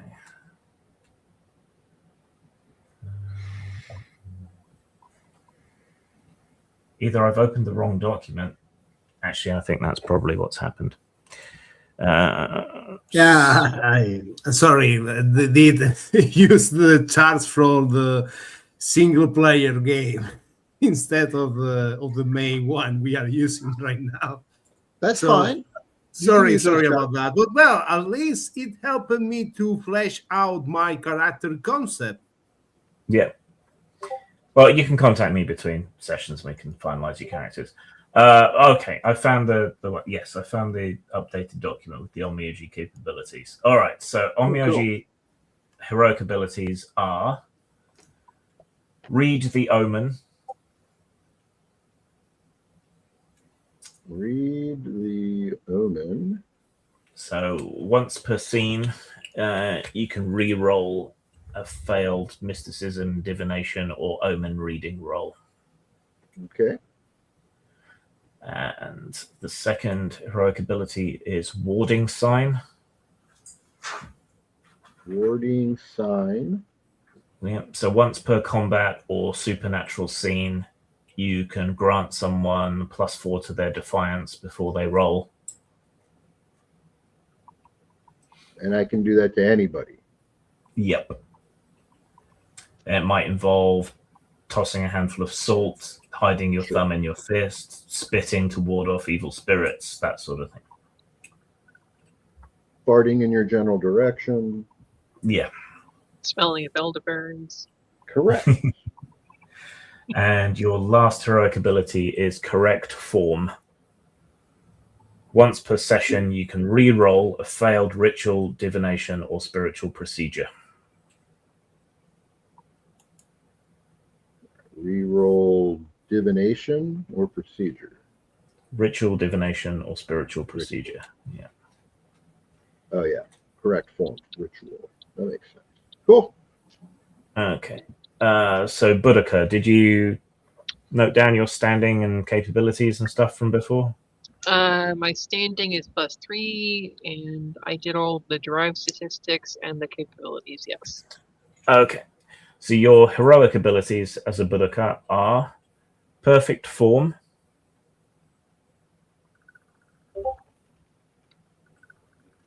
once per combat, you can re-roll a failed unarmed combat roll. Are these in the document?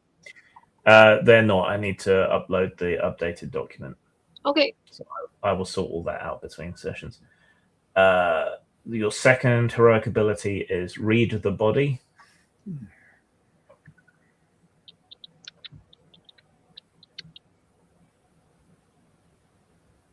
So once per combat, after you've exchanged blows with someone, you can get +4 to your next roll to attack or defend against that particular person. Yeah, I'm gonna need to have these written down so I can write them in the document. Yeah. And the last one is Flow of Motion, which is once per scene, you can re-roll a failed athletics roll. Cool. Let me try and drop these into the chat, except I've lost our window. Oh, there it is. That's nice.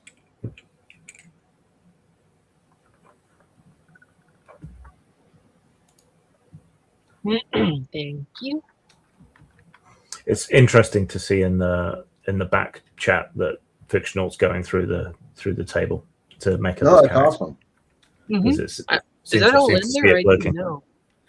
Yeah, the third book, Autumn Moon, is meant for single players, but it's also meant for inspiration for games masters and players.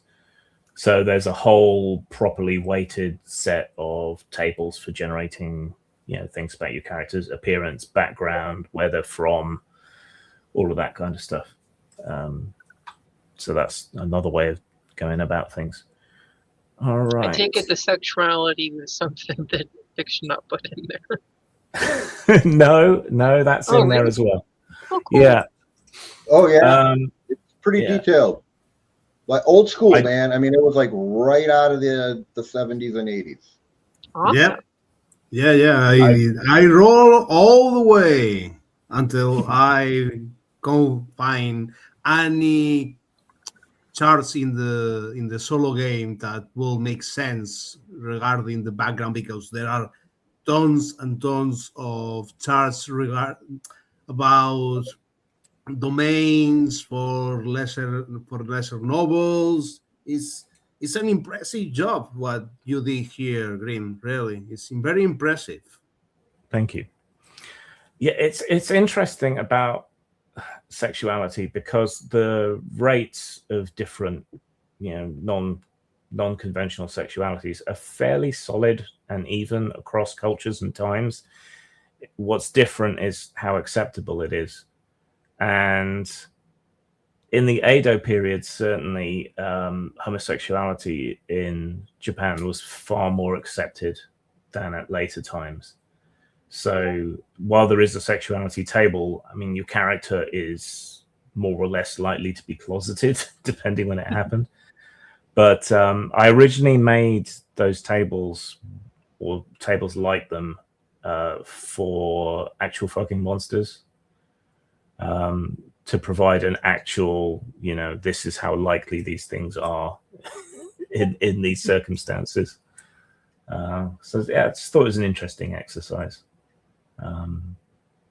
Because it lets you determine those things without bias if you have a table that has results that hew close to reality, if you get what I mean. So it means it was useful for me as a writer because then I know I'm not pandering or being bigoted because I can just use a dice roll. Well, like I like that because there was something in Jeff D's Baythorn Plane of Tecumseh and also his Mighty Protectors 3rd Edition game, where you could just roll for like gender identity and like sexuality, and it just like is determined by roll. So you just like, okay, that's my character. Yeah, and it's good for generating. It's good for generating NPCs as well. And you broke it down like into other things where it wasn't just okay. Here's a roll like the first D1000 tables I've seen, that made sense instead of being ridiculous, because what you did was actually do a statistical breakdown and to be able to best show what was the probability of X, Y, or Z being in this table, it required a D1000. That's just, and there it was. Yeah. Okay. I got into a lot of very kind of esoteric data on populations and so on in Japan. Sengoku is a bit of a mystery, but the Edo period, they were as bad as the Romans for keeping records of everything, like literally everything. So if you look at early Edo records, you can reckon that that's kind of what things were like in the Sengoku era. And then you can look at later Edo records and use that to define the Edo period.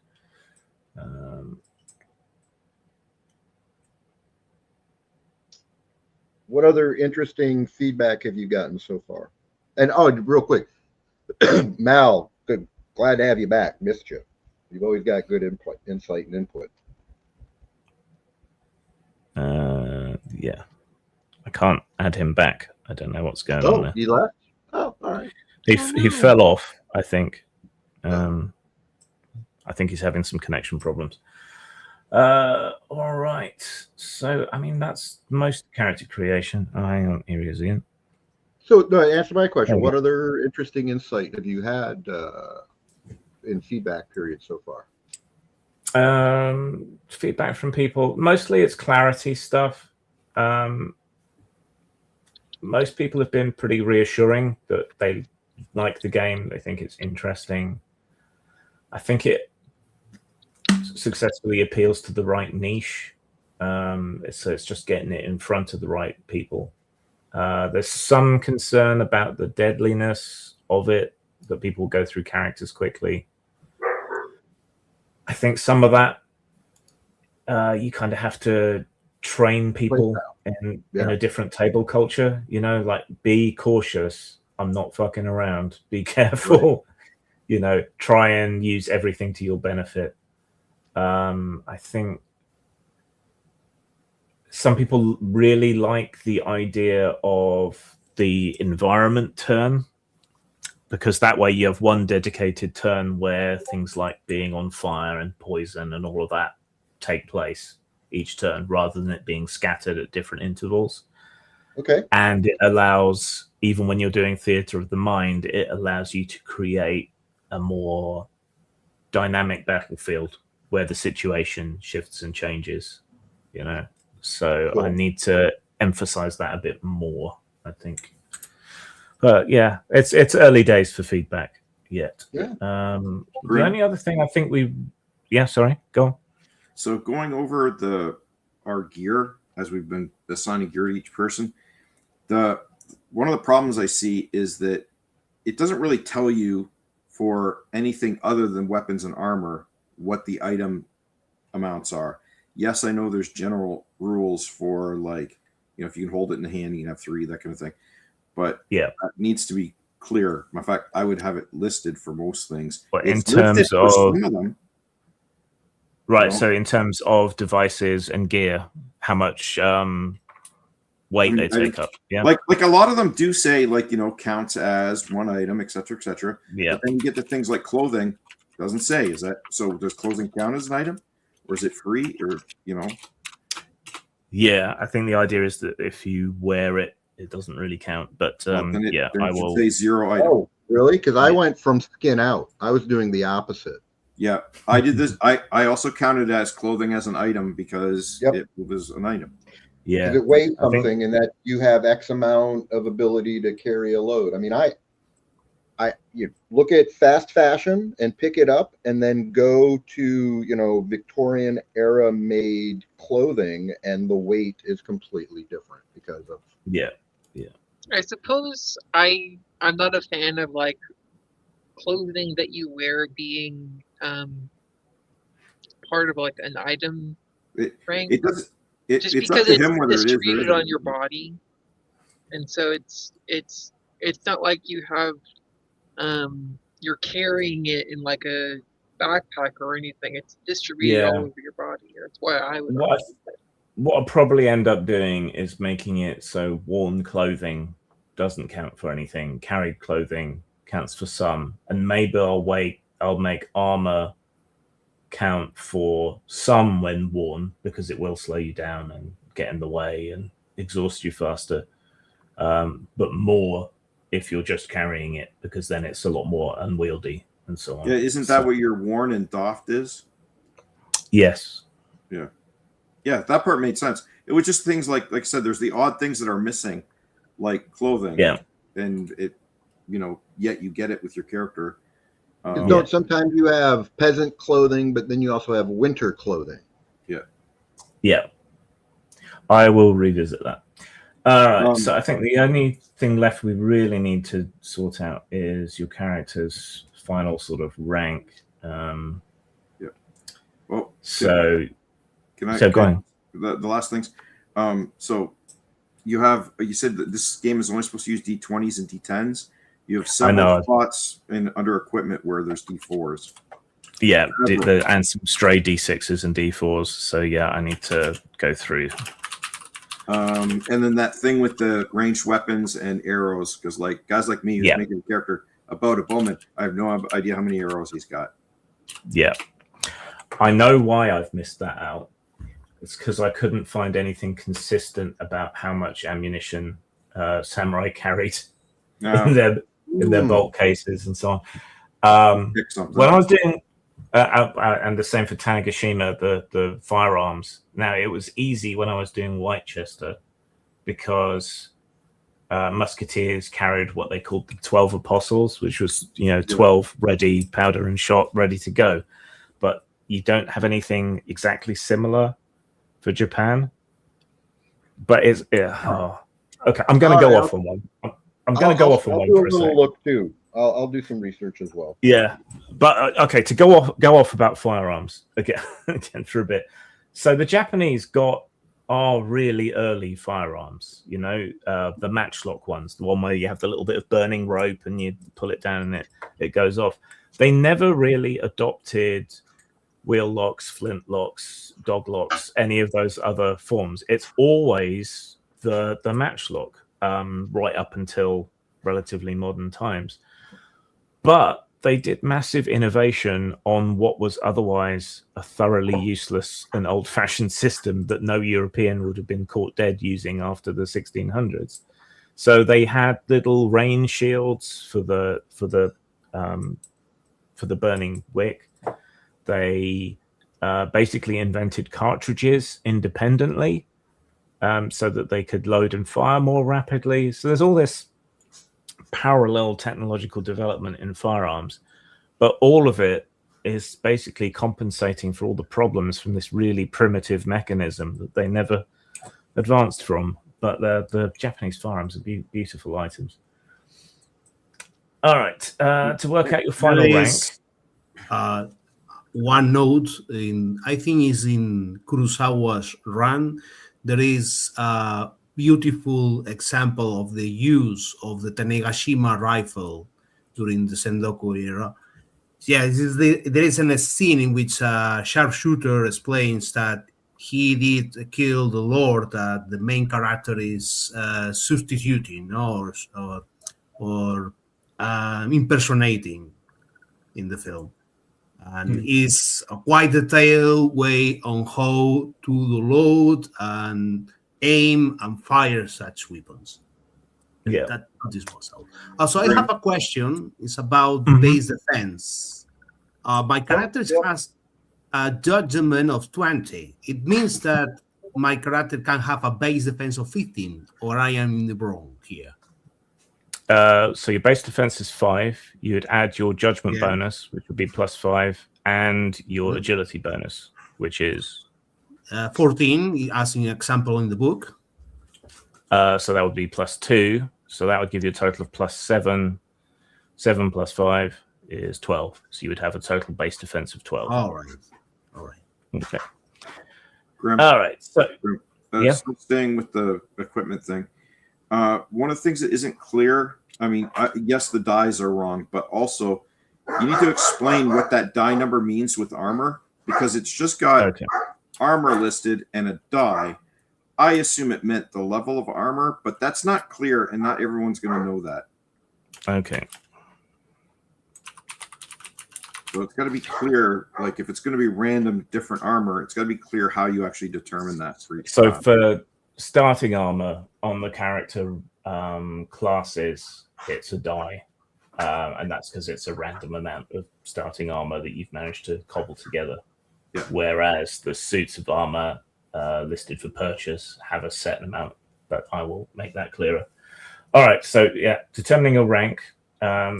You take your standing, which is determined by your character class. You take your fame, if you have any, but your fame is all starting at 0, so you don't need to worry about that. You have honor, which is also going to start at 0. That can go up to +5 or down to -5. That will affect your effective rank. And face, which also will start at 0. That can only go down. So if you lose face, you lose face, and it can only affect you negatively. And lastly, your charm. So you can add your charm bonus to your effective standing to give you your final starting rank, which determines how well people are going to treat you. As we can see here on the reaction rolls, it's not just a straightforward reaction. It depends whether you have higher standing, the same standing, or lower standing than the person you're talking to.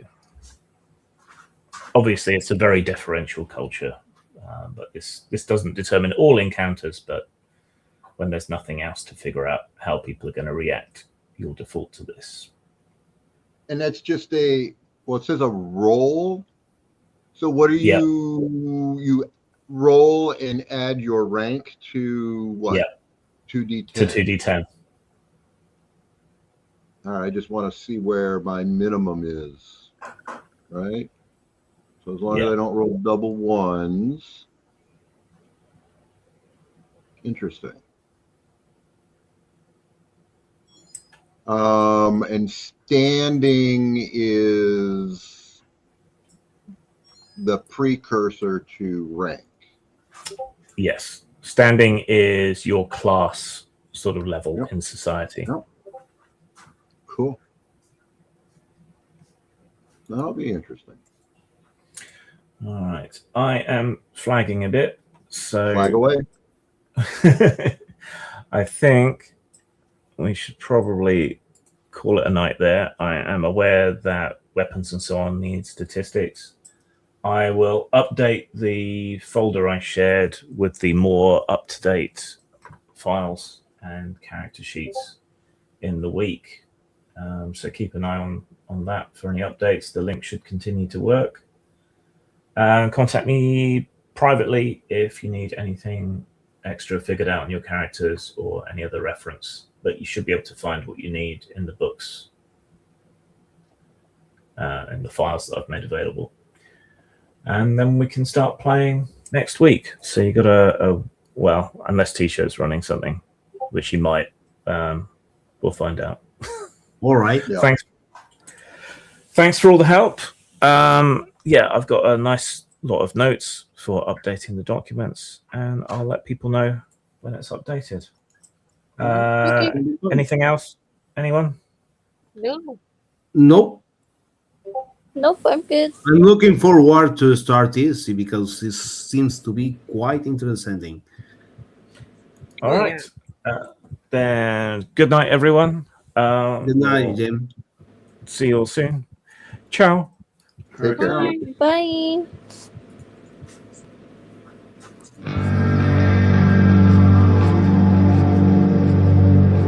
Real grim. What are we gonna do? Grim, that's how it looks. I'll take Grim right now. I am the Grim Reaper. It's grim. The bosses are good. And make it grim. A grim tale indeed. It's a little grim. Meaningless and grim. It's the Grim. It's Grim. Pretty grim, huh? Things look grim.